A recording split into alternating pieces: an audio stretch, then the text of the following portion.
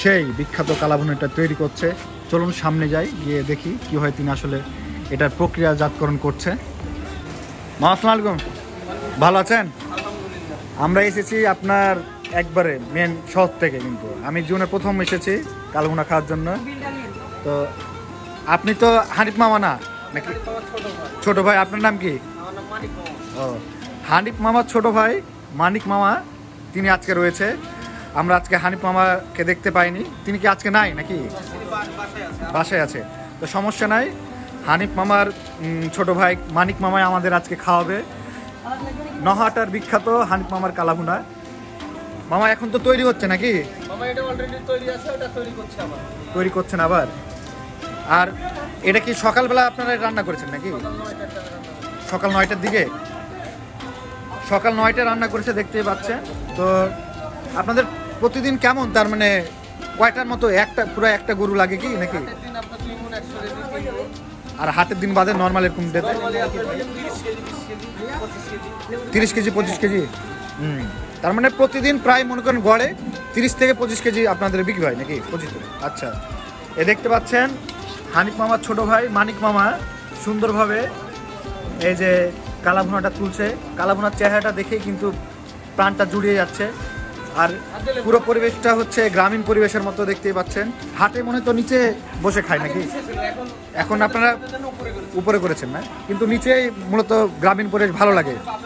হ্যাঁ, তো আমি মানিক মামার তো ইন্ট্রোডিউস করালাম, আমি আপনাদের ইয়াটা দেখাই, আপনাদের মাংসটা একটু ক্লোজ দেখাই।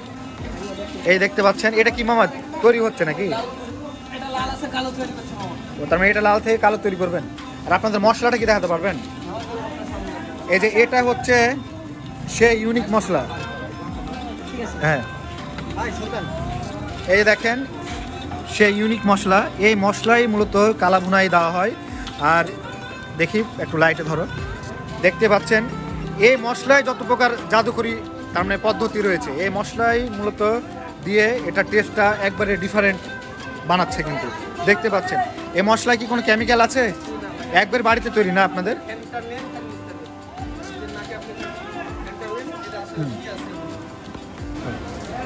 বলেন। আমাদের এক বাটি গ্যাটিস সব 5 পিস সিঙ্গেল দিয়ে এটাতে মামা 170 টাকা দাম। 170, মানে পরে আবার একটা গ্যাটিস দিবেন? একটা গ্যাটিস। হ্যাঁ, আচ্ছা, সিঙ্গেল এটা, তাই তো? এটা সিঙ্গেল পিস দিলাম। আপনাদের এখানে শুধু কালাভুনাই বিক্রি হয়, আর অন্য কোনো মাংস বিক্রি হয় না? না না, কালাভুনাই খালি। আচ্ছা আচ্ছা আচ্ছা, দেখতেই পাচ্ছেন এই যে কোয়ান্টিটি দেখতে পাচ্ছেন। এটা সিঙ্গেল দেওয়া হয়েছে। তো এখন আমরা খেয়ে জানাবো। এই যে ইউনিক সে মশলার বিষয়ে আমাদের মামা বলবে।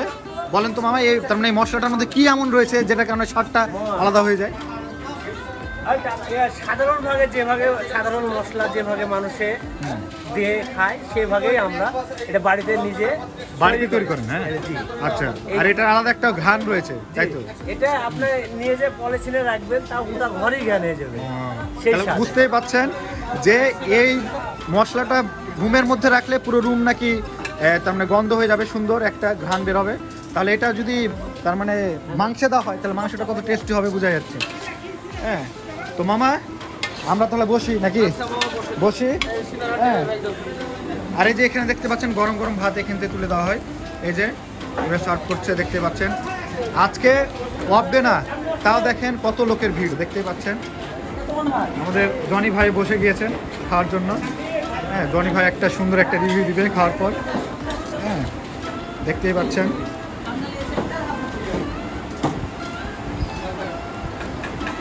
এটা এটা কি মামা কি এই ফুল নাকি? এক বাটি। আচ্ছা, তারপরে পরে যেটা রাজশাহীর ভাষায় বলে গ্যাটিস দিবেন।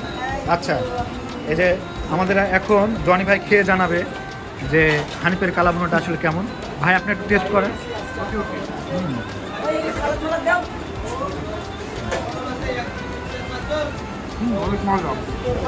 ভাই বলছে মজা।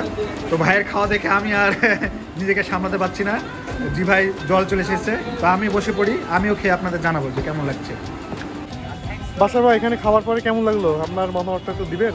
আমি তো এর আগে কখনো হানিফের কালাভুনা খাইনি, তবে অনেক ভিডিও দেখেছি, অনেকের মুখে শুনেছি এটা নাকি উত্তরবঙ্গের বেস্ট একটা কালাভুনা। মূলত ঢাকা বলেন, চট্টগ্রাম বলেন, অনেক দূর দূর থেকে মূলত এই কালাভুনাটা খাওয়ার জন্য কিন্তু আসে। তো এটা এতদিন পর্যন্ত শুনেছি, মানুষের মুখে জেনেছি যে এখানকার কালাভুনা নাকি অনেক টেস্টি, এখানকার মশলাটা নাকি একেবারে আলাদা। তবে আজকে আমি খেয়ে সচক্ষে উপলব্ধি করতে পারলাম যে আসলে হানিফের কালাভুনাটা কী কারণে আসলে বলে মানুষজন এতটা ভালো। খাওয়ার পরে একটা যে তৃপ্তিটা পেলাম বলার মতো না। একটা গ্রাম্য পরিবেশে বসে, এত সুন্দর একটা পরিবেশে বসে আপনারা এই সুস্বাদু কালাভুনা খেতে খেতে যে একটা গ্রামীণ পরিবেশের মধ্যে ঢুকে যাবেন তা বলার মতো না। তো খাওয়ার পরে একটা অনুভূতি বলবো যে আপনারাও আসবেন। আর আমি কখনো মিথ্যা কোনো রিভিউ দিব না, মিথ্যা কোনো কথা বলবো না। এই কারণে আমি যেটা মনে করছি যে আমার এখানে খেয়ে ভালো লেগেছে, আমি আরও 10 জন লোককে বলবো আপনিও এসে খেয়ে যান। মিথ্যা কথা বলে লাভটা কি? তো আমি খেলাম, আপনারাও আসবেন। আর আমি মনে করি যেমন চট্টগ্রামে রয়েছে আপনার গরুর চুইঝাল বলছি, মেজবান রয়েছে, আবার খুলনার রয়েছে চুইঝাল রয়েছে গরুর বিখ্যাত।